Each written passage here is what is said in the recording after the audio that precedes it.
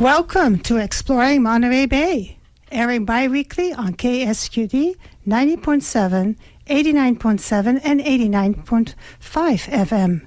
I'm your host, Mathilde Rand, and my guest is Sarah Beck, Executive Director of the Friends of the Santa Cruz Public Libraries.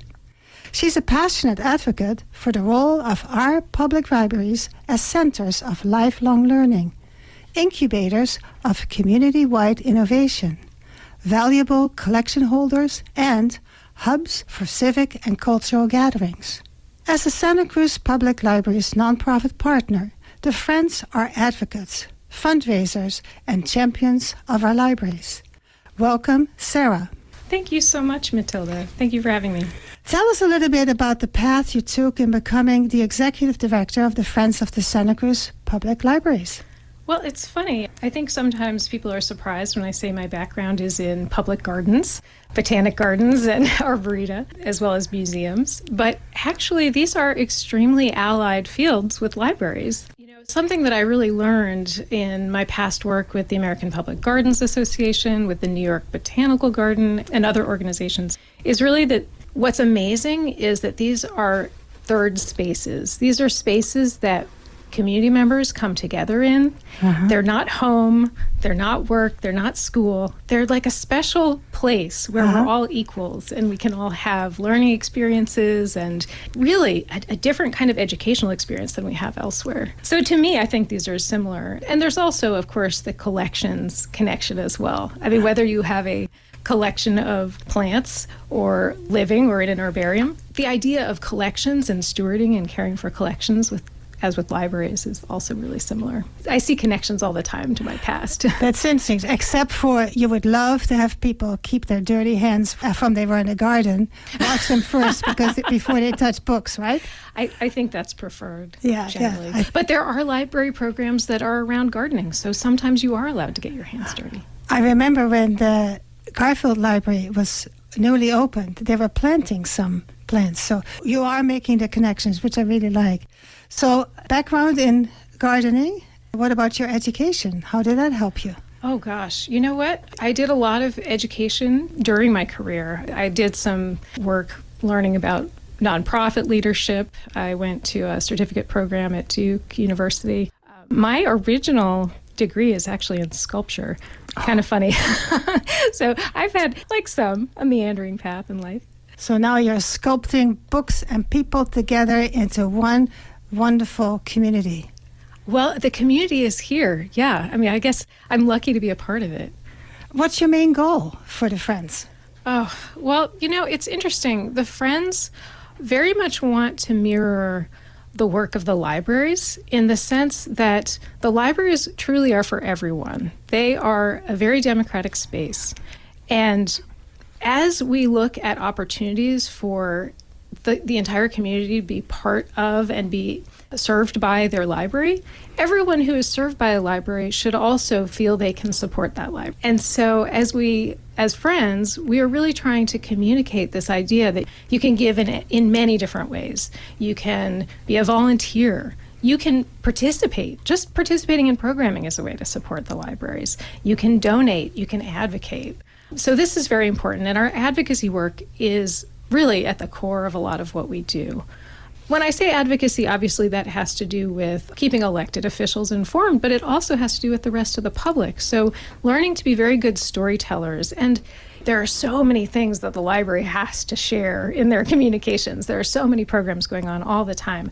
I don't think that the libraries spend enough time sharing how amazing they are. So something Friends really are getting into doing now is just storytelling about the amazing things happening at the library, as well as all of the generous people who are being friends to the library. There's just so many incredible library stories. It's amazing in almost any conversation when you meet someone and you say, oh, what's your local branch? And do you have a story from the library? I can't really think of a time when someone hasn't had a story to tell me about their experience. Tell me, what's been your most favorite activity in the short time? Because how long have you been? I've been with the Friends since the very end of June, so a few months. A few months. So during those few months, what has been so far your most favorite activity? My favorite thing is honestly seeing people using and enjoying and loving these library spaces.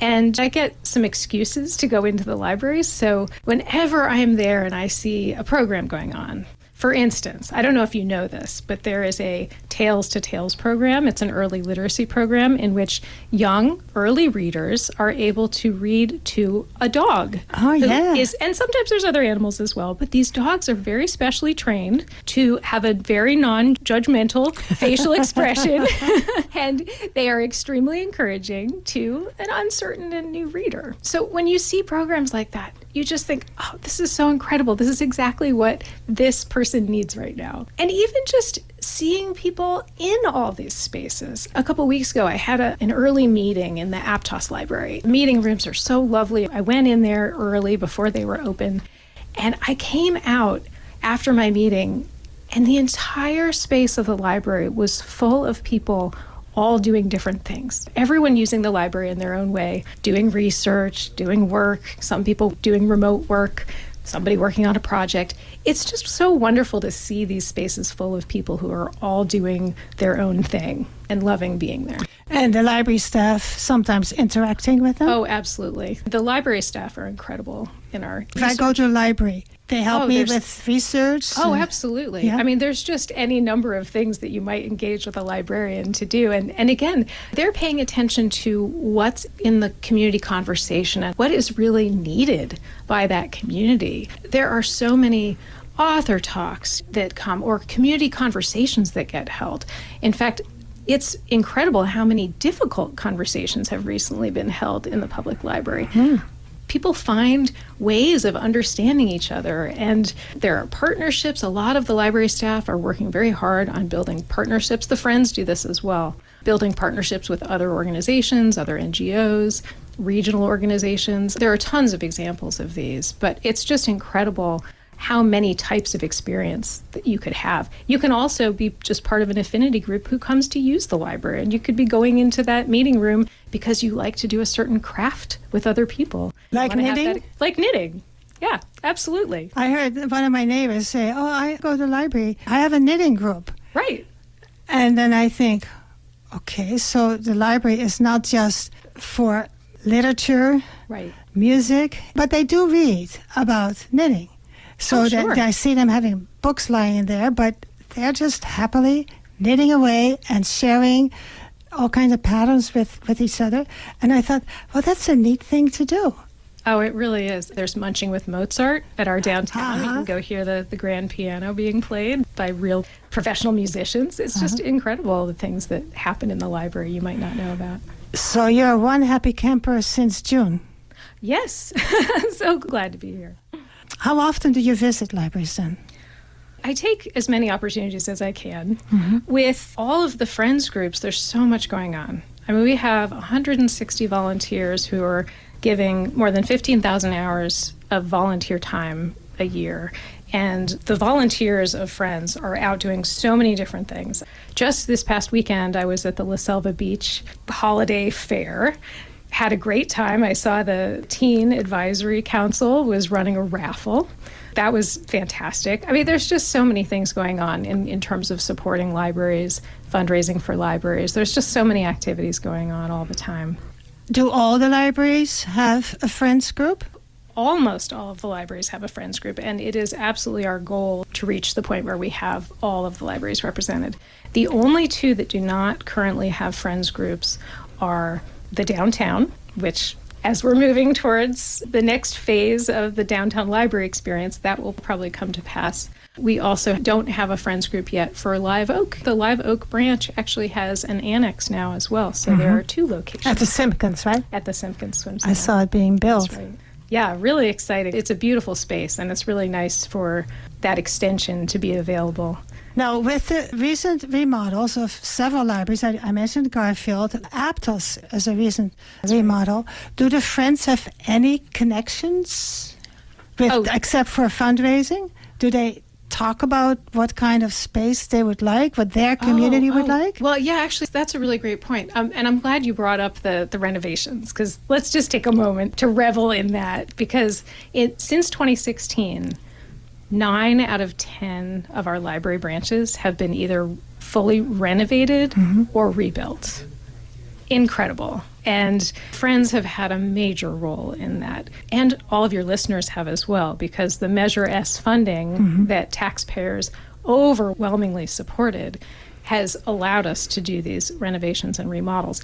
And of course, the tax funds didn't go all the way. There's always lots of things that are needed by a brand new library building. So up until this point, our Realizing the Promise campaign has actually raised more than $2 million towards the capital campaigns for these libraries. So yes, the Friends have been very involved in that process. And they've also been involved, as you say, in really being both local grassroots supporters of these libraries, being on the ground, really understanding a lot of the community needs. And they have done a lot of fundraising and advocacy specifically around the needs of a given site. So that's important too, that sense of, oh wow, there are these things that we need to get a little extra for so that we can finish this project and fill out that collection and really help to realize that promise.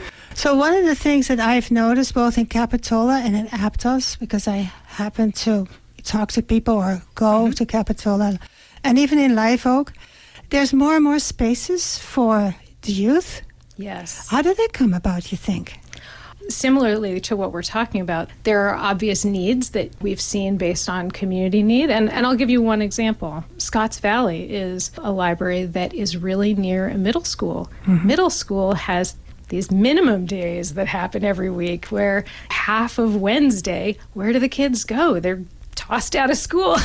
I think this is something that libraries are especially good at doing, is moving towards a problem or a need and finding a solution and really fitting in, building that space that those teens can do programming.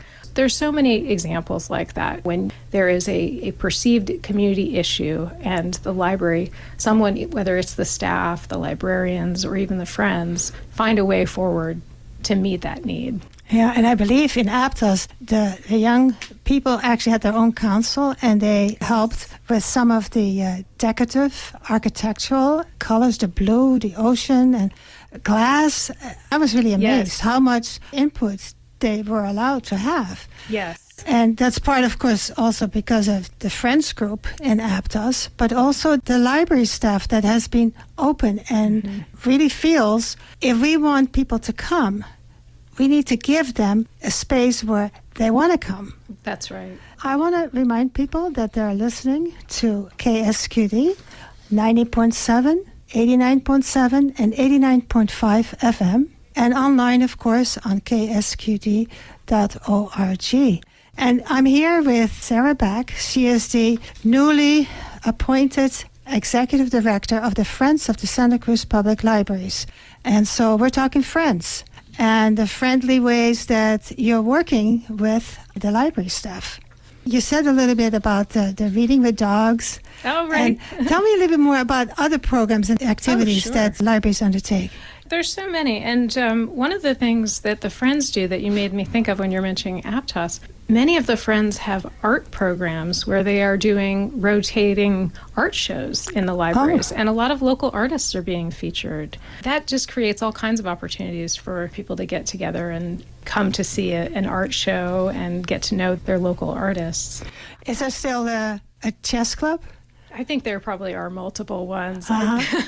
There are so many programs. I think there's chess, there's Legos, there's gaming. There's so many things going on. And then, of course, there's a lot of reading happening. At least for a while, Live Oak was doing a Spanish language reading group with mothers and fathers with their young children.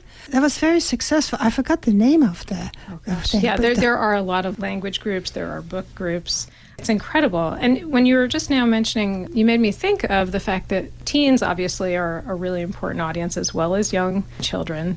There are many programs that the Friends specifically fundraise for. I mean, summer reading is huge. There's also Our Community Reads, has been very successful. It's been so successful that began in Aptos, but it actually has now grown, and the plans for next year, early next year, are that every single chapter will be involved in planning these events. So tell us a little bit more about the community reads, because I participated once, and I was amazed about the variety of activities that they were bringing to us. Absolutely. So tell us, what is it? It is something that happens in many communities, and it sprang up as a local event for us, and the community picks a book every year and encourages everyone in the community to read that one book. It's a lot of fun. There's kind of a party process where people pitch a set of books and there's a vote. And this is a public event that the public is invited to attend. Next year, this will be 2025, it's Flight Behavior, the book by Barbara Kingsolver.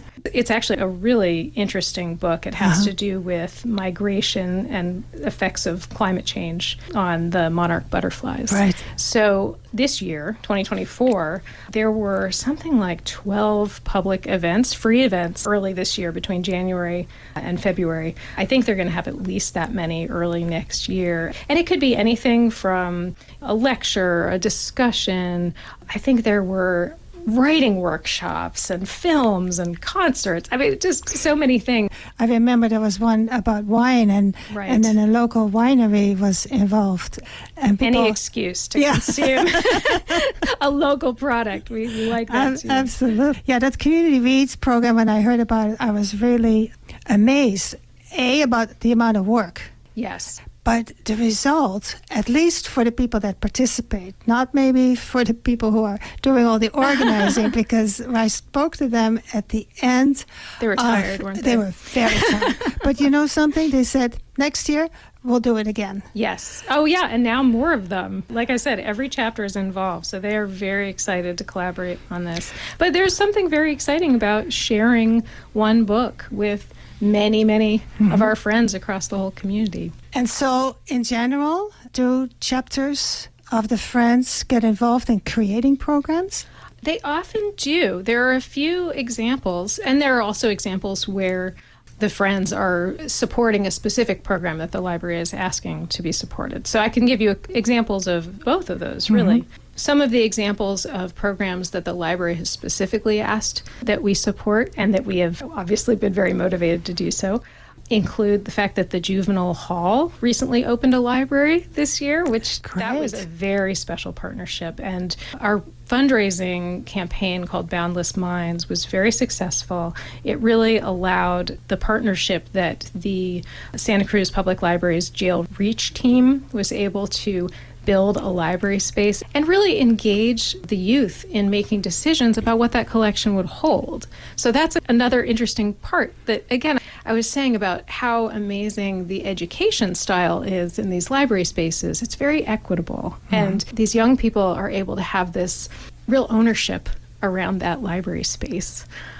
But again, there's so many examples. I mean, sometimes it's just a matter of bringing an author, or there's a wonderful program that the Capitola Friends recently funded, which has to do with doing author talks that are coming from a larger consortium. So making those available to everyone. And if you aren't able to come to the library, you can access some of these online, which is really fun. With Zoom, right? There are still many Zoom activities. Let me ask you before you go on. The library at the Juvenile Hall, is that replacing bringing books and then taking them back? For that particular program, I think that is. But there are also services that will come directly to you and bring you books. Is the bicycle bookmobile still? Oh, yes. Yes. What do you call it? The frog or something? I think his name is Kermit. Yes. I'm not wrong about that. Yeah, I know, it's incredible just how many outreach activities there are. And really, that is something that's so important that people don't quite understand, I think, about the importance of the downtown library as a hub, because so many of these important services come out from the downtown location, and that's really a core for a lot of these programs. Any other anecdotes about what chapters do? Oh gosh, so many. I was mentioning Capitola supporting the Authors Consortium. If you've ever stopped in the Capitola Mall, you'd probably see their bookstore, which is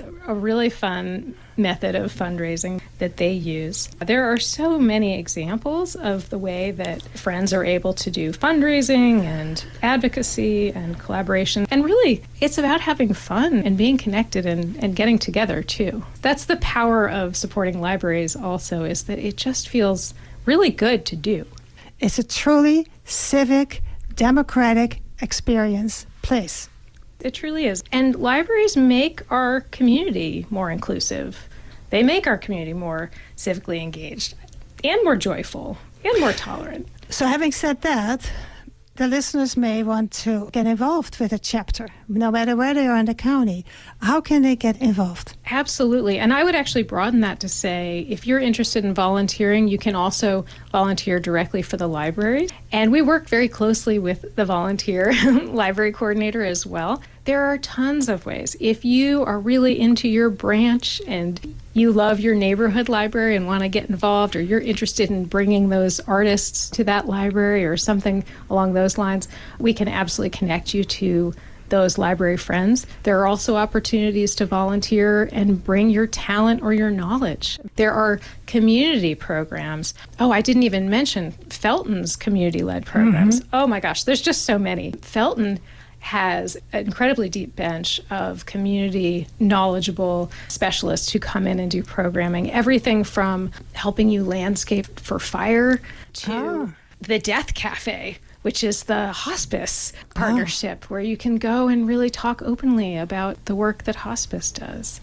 So many opportunities. So again, if you have special knowledge, there are ways for you to come in and do a workshop and teach people something. And then there are also opportunities to do ongoing fundraising. Let's give our listeners a phone number, 831-427-7716. And that phone number brings them in contact with you or with with Friends headquarters. Friends headquarters. And they also can go to your website, which is FSCPL, which is basically Friends Santa Cruz Public Library, fscpl.org. We have a few more moments. We have a couple minutes. Anything that we didn't bring up you would like to discuss right now? Well, it's really just an exciting time. And I didn't mention that the libraries now have new director of libraries who came in at the same time that I did, Christopher Platt. And as we're working together and as we're really looking at the strategic planning phase for next year, we're really going to be working to align with the strategy of the libraries themselves. That's a good idea. Yeah, which I know it is. That's always a good idea. It's always a good idea. We're really looking to understand what the community's needs are. And as the library goes through the process of engaging the entire community as stakeholders in that process for what else is the library going to do, what else is our library needing, we really are excited to have the entire community's input in that. And I think that's really very descriptive of why the libraries are so important to us and how they help us prepare for the future. The library both helps those who are needing to catch up on how technology is changing and things are becoming less accessible to many people because of those changes, all the way to really seeing into the future when completely different tools will be needed for learning. And our libraries are really set up to plan for those needs. Trying to stay one step ahead? Trying to stay a step ahead. Do you have a crystal ball in your office? I don't. But I will say that libraries of today are not the same as what libraries of tomorrow will be. And I can say that with certainty because of the way that the library is always evolving and innovating. And that, of course, brings us back to the library staff. You have a lot of people who have many, many different skills. Incredible. And I assume they are bringing in ideas for programs, ideas for meeting and greeting the population. Absolutely. I've always been happily surprised, but actually not, how well the library staff, especially downtown, but anywhere else, are working with the people that need to come out of the cold and have a place to be, hang out during the day, read, ask questions, need to do research. The respectful way is unbelievable. Absolutely. And I think one of the programs you might be referencing is the Life Literacy Center, Yes. which is incredible work. You're absolutely right. There are so many times when the need for people to meet up with those who can provide services, and those life literacies are myriad. There are so many ways in which being able to have that place to be, just to make a connection with a resource, with a service. Yeah. I help people with their taxes, and the library has been very welcoming in having us have a place at the downtown library at Capitola where clients can call into the library, say, I want an appointment to have my taxes done, and the library staff helps with that. And then we come from Project Scout. We have our schedule of who our clients are for the day. And then if they need help finding where we are, wonderful interaction that I have found being able to do taxes for people for free with the help of the library staff. We're at the end of our time, so I want to thank you for being here, Sarah Beck, Executive Director of the Friends of the Santa Cruz Public Libraries. Again, the contact information is 831-427-7716, or go to their website at FSCPL, Friends Santa Cruz Public Library, fscpl.org. And we'll see you next time at our next program. At the libraries. And I'll see you at the libraries. Thank you so much.